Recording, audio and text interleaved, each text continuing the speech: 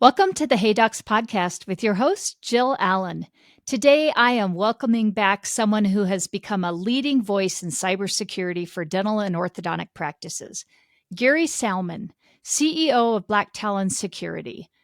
Gary works closely with doctors and their teams to protect practices from attacks that are becoming more frequent and more sophisticated. From social engineering scams to evolving AI threats, he has seen firsthand how vulnerabilities inside a practice can turn into major financial and operational losses. Gary is here to break down what doctors need to know right now in a way that's practical, clear, and useful for any orthodontic practice. Let's get started. This episode was brought to you by ADEC.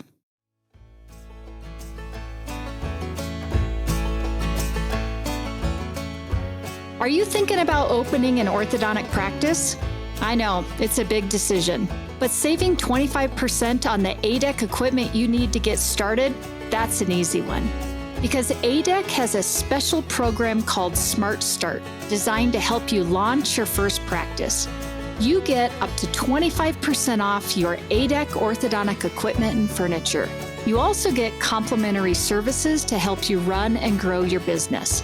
And my favorite part, access to the Smart Start pricing for 2 whole years after you open your doors. That gives you flexibility to add more chairs as your cash flow grows. It's pretty smart.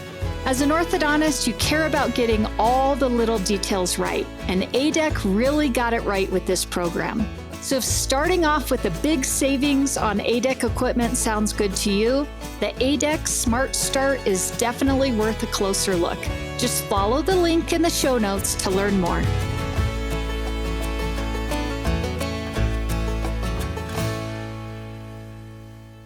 Gary, I am so excited to have you back on Hey Docs. Thanks for being here.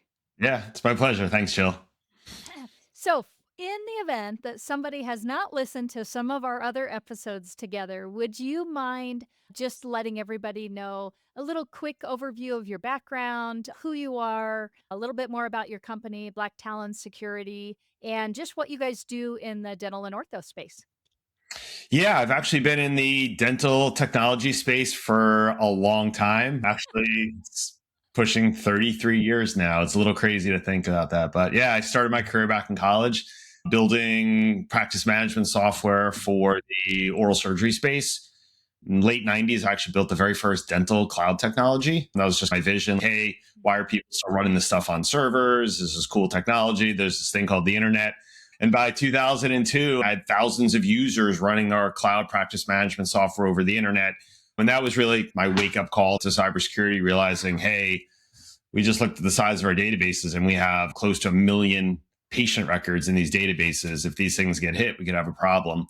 And in 02, I ended up selling the company to a publicly traded company, worked for them for many years, growing their orthodontic and oral surgery divisions, both from a practice management and imaging perspective. 2018, I had this new vision of, hey, I want to be back doing entrepreneurial stuff. And I was starting to get a lot of phone calls from practices that were hit with ransomware, like literally begging for help. We're down. No one can get us back up. How can you help? And I reached out to a couple buddies on Wall Street and big Fortune 100 companies. And I'm like, hey guys, I need some help. I got one of my largest clients that got hit with ransomware. What do you guys know? How can you help? We actually all just jumped on a plane, went down to see this specialty practice. In a couple of days, got them all back up and running, learned how to negotiate with hackers, like literally on the job training, like to the T. And got the insurance carrier to end up paying us all this money and giving us money to pay the hackers for the ransom payment. When the doctor pulled me aside, he's like, look, I've known you for a really long time. This is your thing. You got to start a company here. I'm like, yeah, I agree. I really want to help people because I see the bad side of this as well. 20 years law enforcement experience also with a local sheriff's department here, just as a part-time kind of fun thing. So I get to see both sides of it. I teach up at West Point at the military academy. So, get to see that as well. So broad scope of connections, and actually they're all intertwined in one weird way or another. Yeah. So Black Talon supports 60,000 computers and devices in the dental space. So my security engineers oversee those. So we have what's called eyes on glass, which basically means I have US based security engineers that are watching those computers And we're doing a whole host of things. We're trying to understand how hackers are breaking into networks and apply that to preventative services. So what our technology does is it actually identifies the weaknesses in the doctor's firewall, in their computers through missed patches and security vulnerabilities. And then our platform not only identifies that, but also patches it automatically. So, it's a true third party assessment trying to say to the doctor, hey, here are all the holes in your network that hackers will eventually exploit, if not sooner than later. And here's how we're addressing it and fixing it, or your IT resource needs to address and fix it.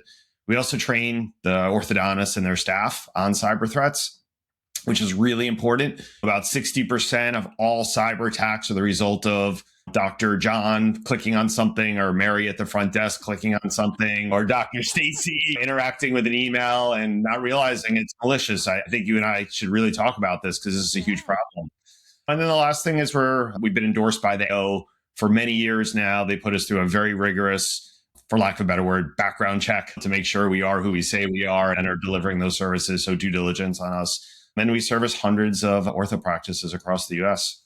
Yeah, that's great. And I love every time you give us your background, I'm always more impressed about just how much you've done and just really where your knowledge comes from.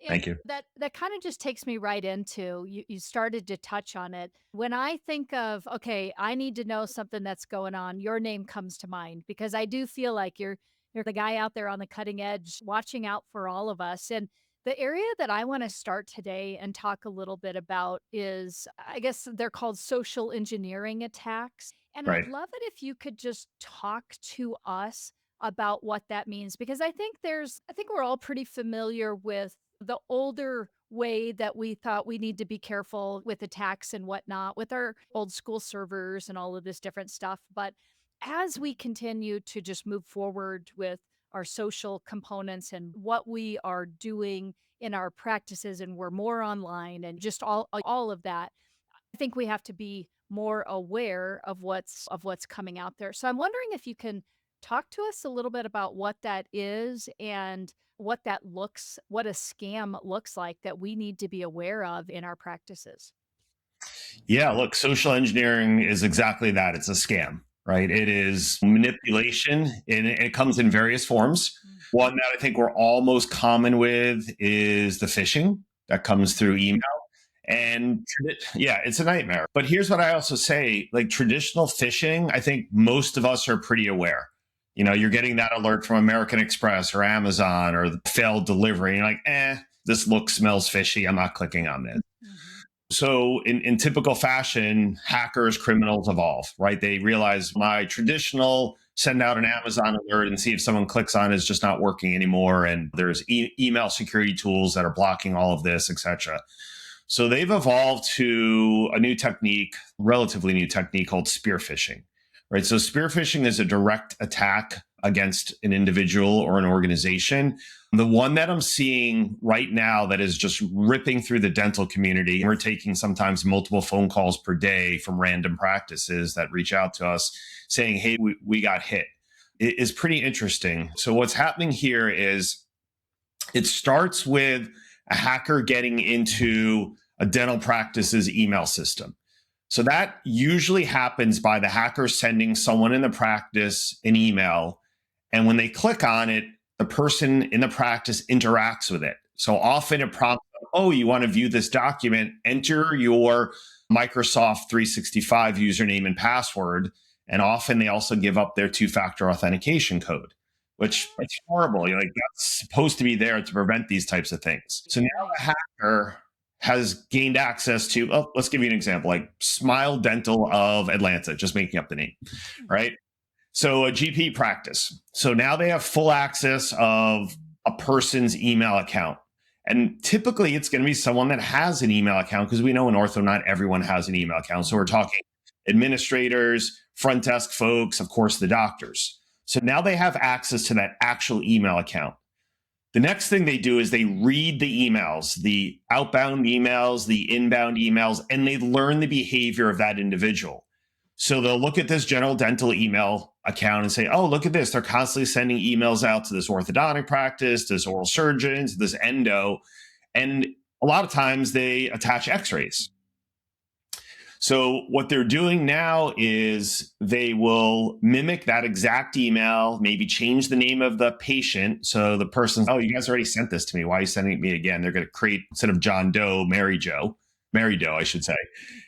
And the link that they attach or embed in the email will say something like, hey, view the x-rays here or download the x-rays here. So then they send this email from the actual email account of this general dentist's office to the orthodontist. Mary at the front desk opens it. She looks at it carefully. She's, oh, this is from the practice right down the street. They're referring another patient. Awesome. She clicks on the link to download the Panorex or periapical, whatever they have. Nothing happens. And she's, oh, that's weird. And then goes out to lunch, leaves, just is about to leave for the day, for instance. And all of a sudden she sees the mouse moving around on the keyboard, on the screen when windows are opening. And she's like, what the heck is going on here? The link that she clicked on in the email downloaded a screen sharing app. And now the hacker sitting over in Russia has full access to the machine. But here's where it gets scary. The antivirus software and the firewalls do not block this, right? Because this is legitimate software. This is a product like Screen Connect or Go to My PC or Log Me In, like all these things that are legitimate pieces of software for legitimate uses. The antivirus will be like, oh, you're approved by Microsoft. Come on onto my computer. You're good to go. And then I think often what happens is, this occurs at the end of the day. So often no one knows about it until the next day. The hackers work overnight. They steal data. They deploy ransomware, things like that. And no one at the IT company has any visibility into this until something bad happens. But here's the problem with screen sharing apps. A screen sharing app makes me, quote unquote, appear to be sitting in front of your computer. So if I got a screen sharing app on your computer, Jill, I am you sitting in your office whenever I want. So if you have Amazon, if you have online banking, your email systems, right? Think about Amazon. When you open up Amazon, does it prompt you to re-enter your credentials? No, it like rarely ever does unless you do something that triggers that, maybe change your location or something like that. Your email. Look, most of us know that once you open your email, authenticate in, as long as you don't close your browser down, your email stays open. So if I'm a hacker and I get onto your desktop, I'm going through everything. I'm looking at your browsing history. I'm seeing your banks, your cloud-based practice management software. And that's where it gets even more troublesome is 7 o'clock at night. You know, they've watched your patterns. They know no one's in the office past 5.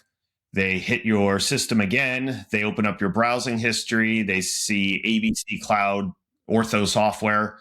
They click on ABC Cloud Ortho. The login screen opens up and Stacy saved her username and password in the browser. The browser inserts the username and password, and within 10 seconds, they're logged into your cloud software. Yeah, so these are the things that I think folks need to be aware of because, Warren, the answers that I get from a lot of orthodontists relating to cybersecurity is, in the cloud, that's someone else's problem now. That's not my problem anymore. And this is the prime example of how it is absolutely your problem. And what's so crazy, Gary, is as we have been talking over the years, it is just amazing. It's not surprising, but amazing to me how much this has evolved because it was back in the day, you're on the cloud, you're fine. But Right. as you're saying, these hackers continue to get smarter and smarter, and technology is out there and getting smarter. And the tools that we use to make it easy for us are the tools that are being used against us. Yeah, no, I you mean, know, literally, to they are. so it's just really crazy to me to think about this. And I don't want to go too far in the weeds with this, but what are you suggesting docs do to either prevent this or obviously if something happens, they got to call somebody. And I think Right. so many times we think that we'll call your IT company, but a lot of times it's not your IT company that's going to fix this. So do you mind just trying to finish up this thought with a little Sure. suggestions here? Yeah, so I think multi-tiered approach to addressing email-based threats.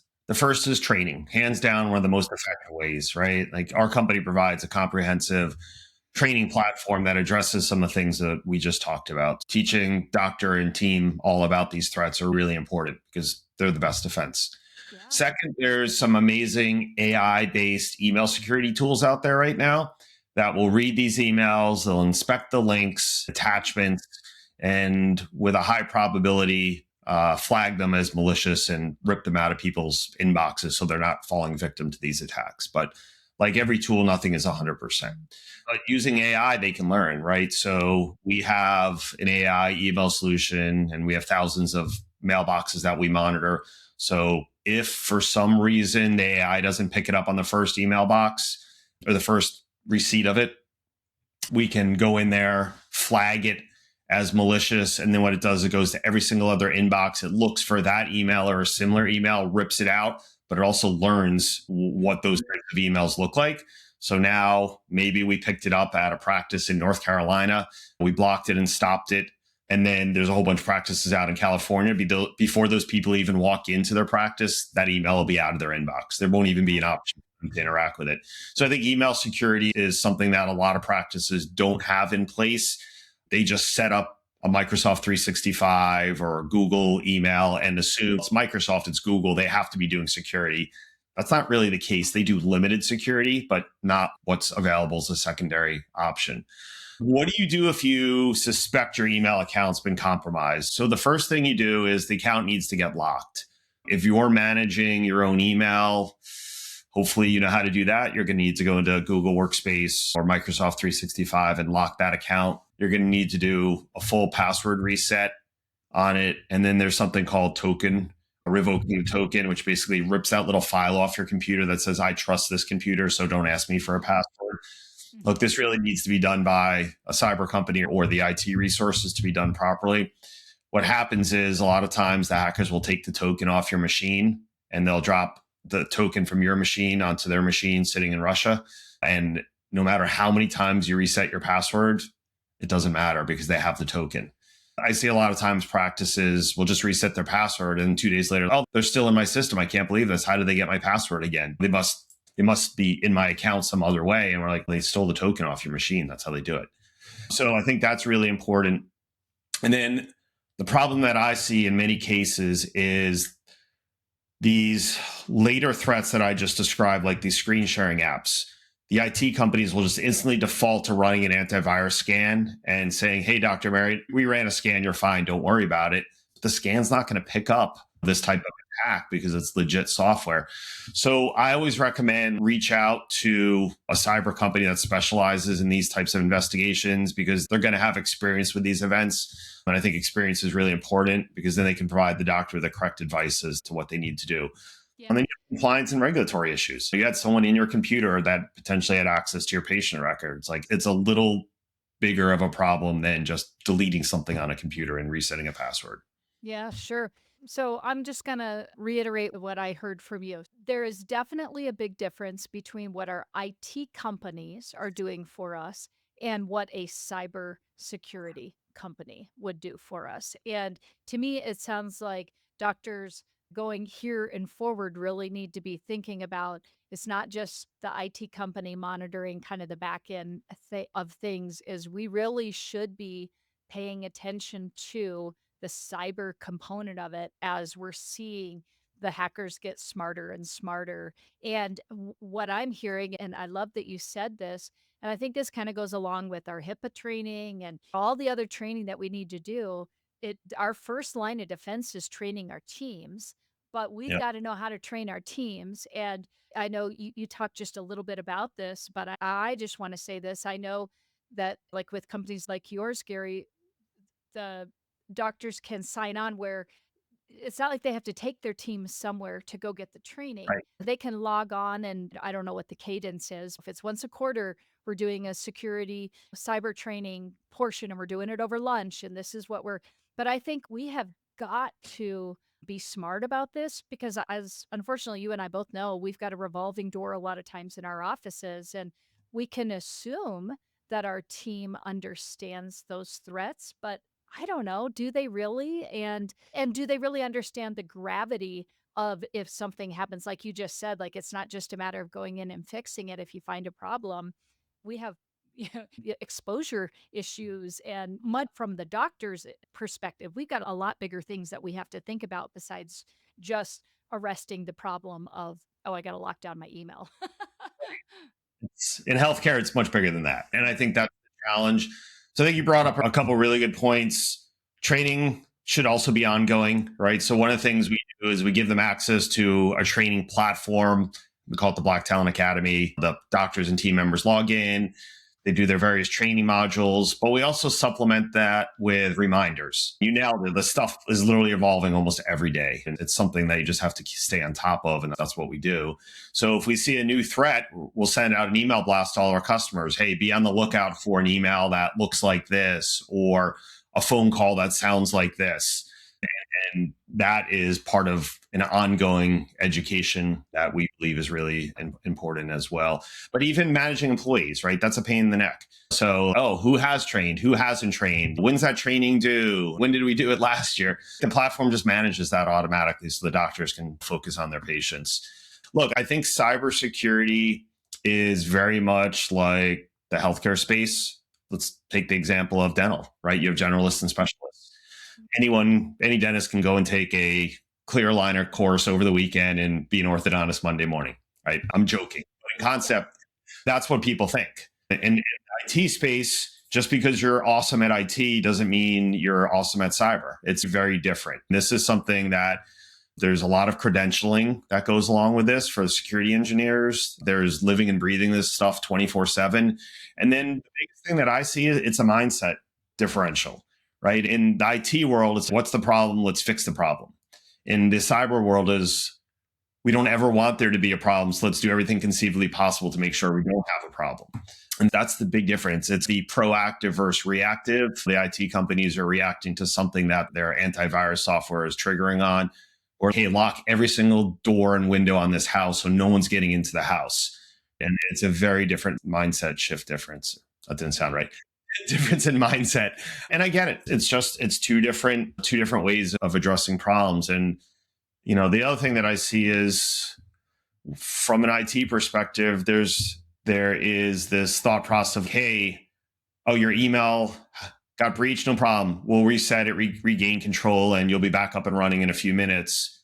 From a cyber perspective, okay, let's lock this down. Let's figure out how they got in so they don't get back in again. And then deal with the potential, legal consequences. So you don't have a massive problem in 2 months from now when this data was accessed and leaked, and now you're facing class action lawsuits and state attorney generals and OCR, HIPAA police per se. Those are one of the things that practices really need to think about. I always say it's like the needle stick, right? Or getting stuck with a wire. You can't just say to the government, I don't know anything about OSHA.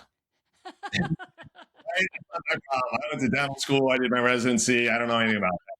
But in the cyber world, in the compliance world, unfortunately, a lot of doctors try and take that position. And it's just the law's not written that way, guys. I get it. You don't know a lot about technology for many doctors, and that's not your fault. That's just, how it is. Just I know a ton about orthodontics, but I know enough.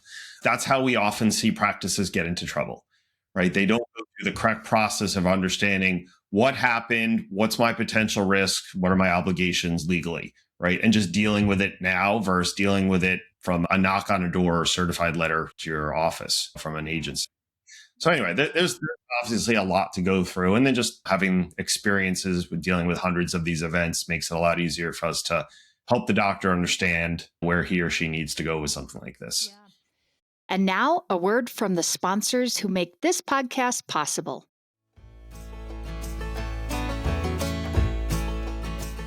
Hey docs, if you want to have a great business, the right practice management software is essential. But some can be slow, outdated, and lacking good support. That's why I recommend Greyfinch to all orthodontists. It's the fastest, most reliable, and most secure platform to grow your business and improve your efficiency. It's completely web-based, so you can run your entire practice anywhere and from any device with no servers, no downloads, or hidden fees. They even have the most helpful and responsive support team around. Right now, Greyfinch is giving a $500 discount to our listeners. Visit greyfinch.com/Jill Allen to learn more and see why it's one of the fastest growing providers in America.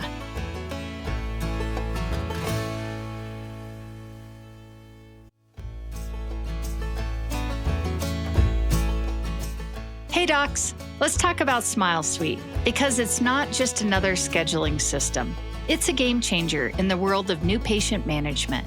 And as a proud Smile Suite partner, I've witnessed the incredible impact it has on practices of all sizes. Smile Suite means your new patient calls and web leads are expertly handled 7 days a week, even during nights and weekends. And they offer top-notch customizable presentation software and seamless post-consultation follow-up. It's like having a secret weapon for your practice's success. Curious? Dive into the revolution at GetSmileSuite.com. And don't forget to mention Hey Docs to unlock some extra goodies.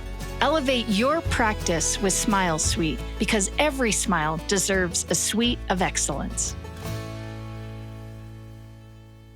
So I'm curious, as I'm sure a lot of docs that are listening are eating this up and questioning, oh my gosh, should this be something I need to be paying attention to? How do I know really what my vulnerability is or my risk is? Can you talk a little bit about a cyber risk rating and what does that mean? Is that something, that they go out and take a little test for? Is that something that they have to do this with a company? Like, how do they know what their exposure looks like? And does it make a difference if they're a younger startup practice versus an established bigger practice? Are there variables that make a difference there?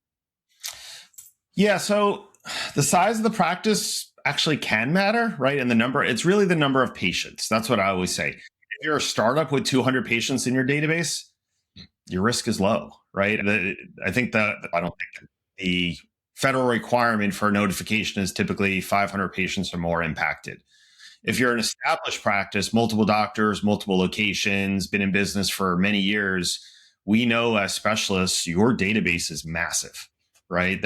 You know better than I'm sure you have plenty of multi-doctor, multi-location practices that have hundreds of thousands of patients in the database.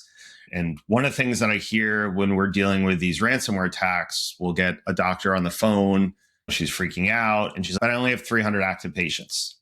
Okay, how long have you been in practice and how many patients do you have? Then all of a sudden she's, oh my God, I didn't think of it that way, because they get access to everything. Yes, because it's not just the active. I want you to just say that one more time. It's everybody who's been put into cold leads, it's all of it they've got access to. Yeah.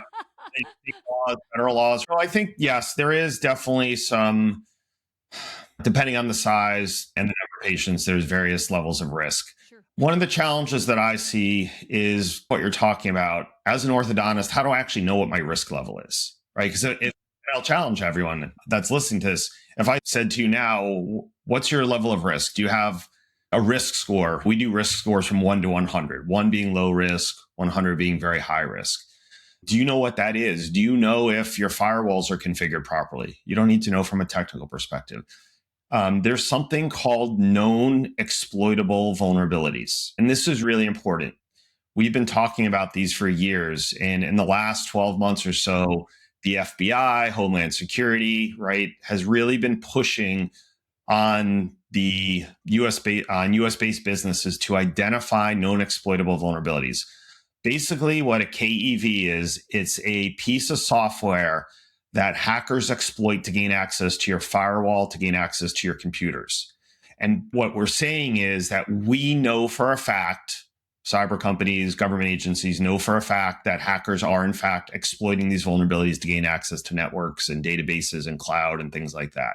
So one of the challenges that I always present to doctors is how many known exploitable vulnerabilities are on your network? You don't need to tell me which 100 they are. You just need to know if you have them. So knowing if your firewalls are configured properly, knowing if you have these known exploitable vulnerabilities, knowing if your employees have or haven't been trained, right? All of this telemetry can be rolled into a cyber risk rating. And that's one of the things we've done. We're actually the very first company in the cyber world to be able to take all of this telemetry and present a number back to the doctor and say, hey, you're a 10 out of 100. Like, you're in a really good place, Dr. Mary. Or you're a 20, say a 50 or a 75 out of 100. There's some serious problems with your network. You're going to have a cyber event. And one of the things that I always say to doctors, and I think this is the biggest gut check of them all, is have you ever sat down with your IT company and they've pushed a piece of paper in front of you and said, hey, Dr. Mary, here's all of the security holes in the network we built for you. Here are all the problems. It sounds ridiculous. And I know you're laughing. Nobody has ever had that conversation, I'm going to bet. I've watched tens of thousands of physicians and dentists, and I've got maybe a dozen hands raised in those live lectures. But it's really telling.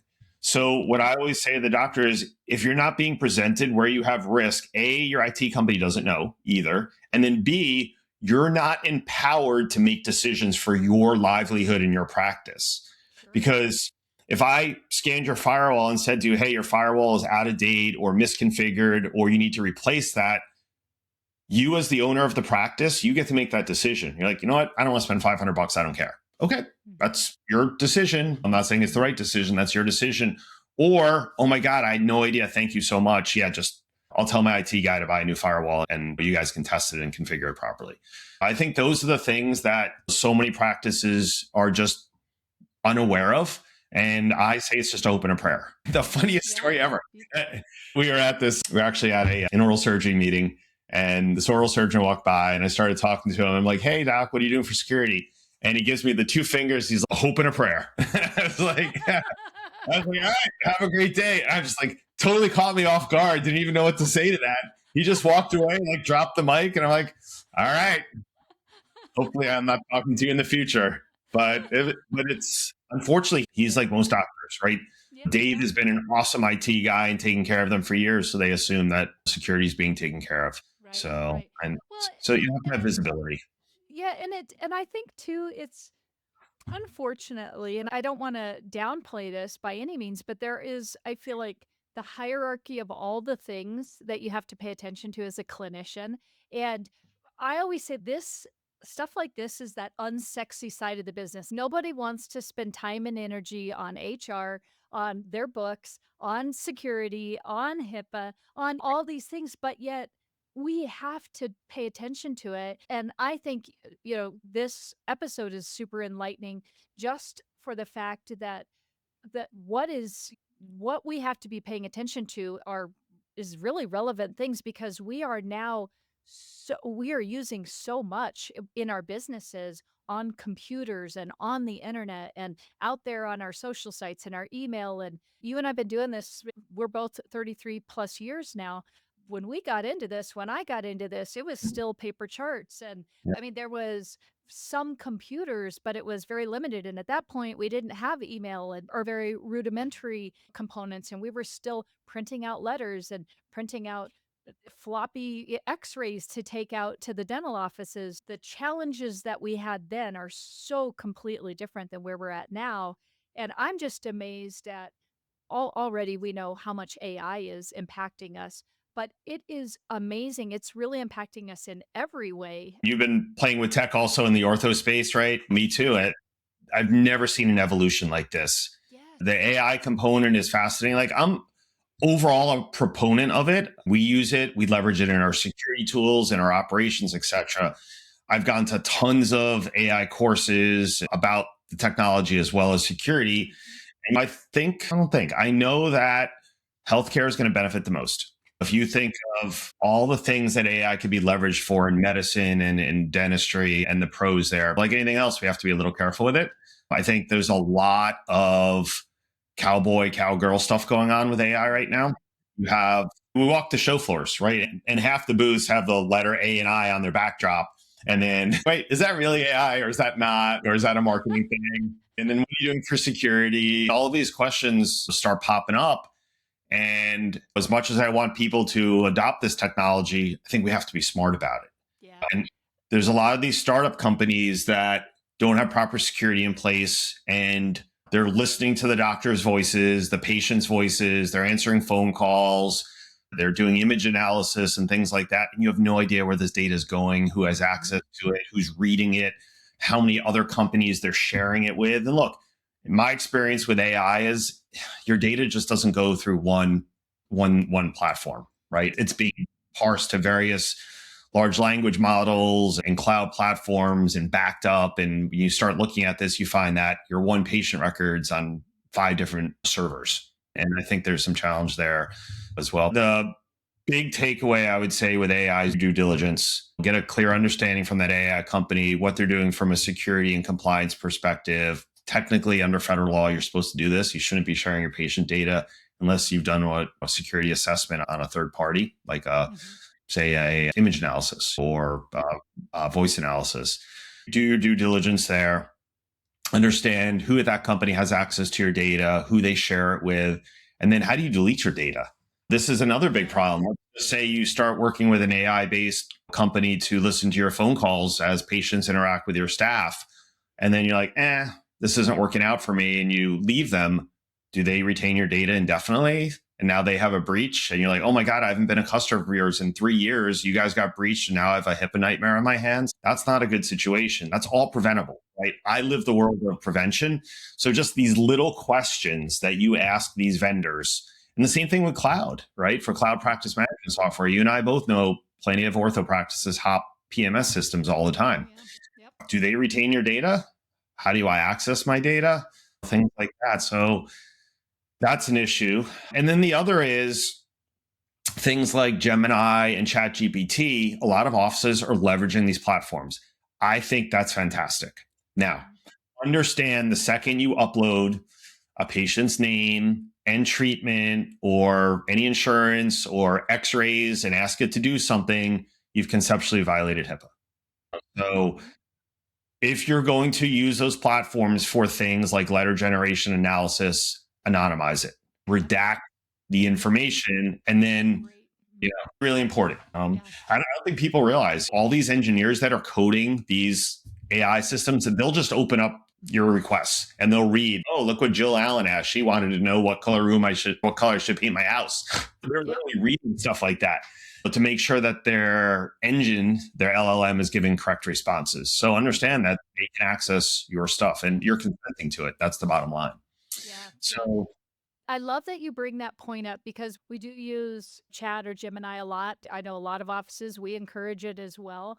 But I think it's always, again, I think this goes back to training with team members, we've got somebody who doesn't really understand HIPAA. Yeah, they understand, but they're new, they're in their 90 days, they're whatever. And we're like, embrace this technology, use this, write better emails. And they're yeah. just writing it out with patient names in it and all this stuff. And so I think all of this is just so important. It's this high level stuff that as owners, gosh, it stinks to have to pay attention to this. But on the other hand, if we don't, there's that looming threat out there of if we don't, there could be consequences. And I just love you bringing up all of these little tiny, they seem like little housekeeping items, but one or two breaches here or there, and boy, do we have a nightmare. Yeah. It's so simple to prevent. It's the doctor sitting down with his or her staff saying, hey, I'm not against you guys using ChatGPT, but here are the rules. You cannot put a patient's name in. You cannot put anything identifiable. Besides that, have at it and have a written policy that they sign. That's what's going to save the doctor's butt is some type of documentation, right, on this. Saying, hey, I educated my employees. They signed off on this. We're all good. Okay, the government's going to look at it a little bit differently by that because they're going to say, oh, the doctor took the correct steps to address this. And here we are. The employee didn't follow what was in her manual, what she signed off on. That can literally save you from a significant event from a state or federal authority. That's great. Gary, I know you and I could just keep going, and which is why I love having you on every time because you just give us more to chew on, more to think about. If somebody wants to find out more about you, about your company, they want to know more about Black Talon, what's the best way that they can do it? And what if and even if they don't, they just have a question because they're like, Sure. I may have an issue. What's going to be the best way they can get in touch with you? Yeah, plenty of ways. You can go to blacktalonsecurity.com. I also encourage everyone to follow me on LinkedIn. I think I have like almost 6,000 doctors that follow me there. So I post tons of good stuff there. You can IM me on or direct message me on LinkedIn. Gary at blacktalonsecurity.com is my email. I'm happy to help. I'm an open book. That's my whole life I is love like that helping. about you. I Yeah, love like that. we're all the same community. Everyone just Yep. has to take care of one another. And I think that's so important. Sometimes just getting the right advice and being put down the right path is a game changer in terms of what the outcome may or may not be. Yeah, yeah. Thank you for today and for not making it too scary, but again, just giving us things to think about. I think especially as we're looking at ahead and as doctors, we're always writing out our goals and what do we have to focus on in our next years. And I think this is something everybody should be thinking about. And whether you're a smaller practice or a larger practice, at minimum, getting an understanding of what your cyber risk is and then knowing, okay, is this something I really have to address now? Or is this something maybe I'm addressing later? Or is there something a little bit that I have to do, knowing that something bigger is coming as my practices grows or whatnot? That's it. That's the best way to summarize it ever. Understand what your risk is so you can make decisions as to how you want to address it. I would argue 95% of practices have no idea what their risk is. Yeah, So I'm gonna agree with that argument. All right, you know how I like to finish us off. I love to finish us off with a little speed round. Are you ready for a few questions? go for it. All right. What is one daily habit or ritual that helps you stay productive or balanced? So the gym. That's definitely something in the last Yeah. couple of years. Yeah, that is definitely something I've really taken to heart. About a year ago, I decided I'm going to get a personal trainer. So actually work out with a personal trainer because at that point it forces you to go. And you know what? You have so much more energy. You feel better about yourself. Mhm. You look better. It's just how it is. And you know what? Yep. You can't turn your health back. And Yeah. I'm at an age where if you don't do it now, you're going to regret it. Yeah. So We're setting ourselves up for the next 30 years. That's for sure. I'm on that same train as you are. it's the best decision I've ever made. All right. What is one unconventional perk that you think every workplace should have? An unconventional perk. AI. Yeah, No. I love it. Yeah, Well, I agree. it might sound weird because I'm in this business, but something we've been leveraging that I think is really helpful and we allow our employees to do it. And it goes along with your first question, what can you do every day? Is in Chat GPT, you can do something called a pulse, Pulse. And as an orthodontist, you can put in there a statement like, I want you to update me every single day on the latest technology trends in orthodontics.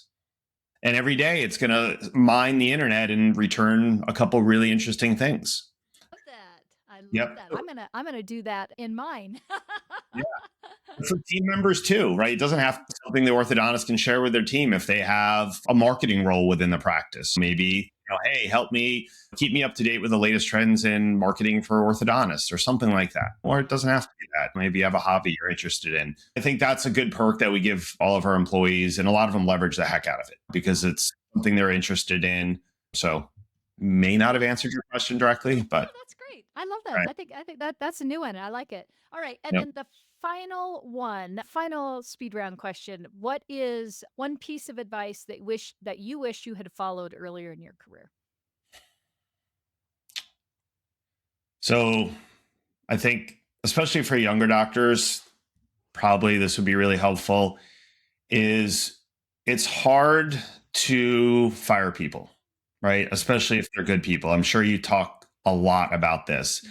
I'm at the point in my career where I realize if a person's not working out for the organization, you unfortunately have to let them go.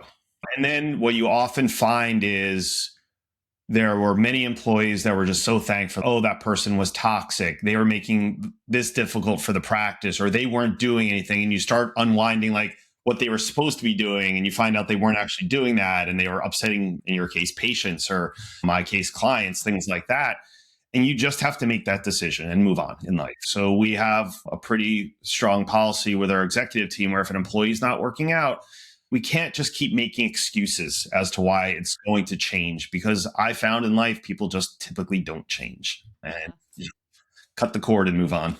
Yep. Yeah, that is a great piece of advice. And I agree with you on that. And it's the hardest thing we do, and it's the hardest thing we learn to do as business owners, but it will be the best thing you ever do for your business when you get rid of employees that just don't need to be there. And it doesn't always mean it has to end in a really toxic ending either. Sometimes it's just send them away with love. This isn't the right place for them. They're going to be better somewhere else, and your business and your team will be better off without them there. So I love Totally that. agree. Yeah. Yep. Gary, thank you so much for being on Hey Docs again. I really appreciate it. It's always it's always so enlightening to talk to you and get my latest fill on. All right, here's the things we need to be paying attention to. So thank you again for taking the time today. You got it. My pleasure. All right. Thanks, Joe. All right. See ya.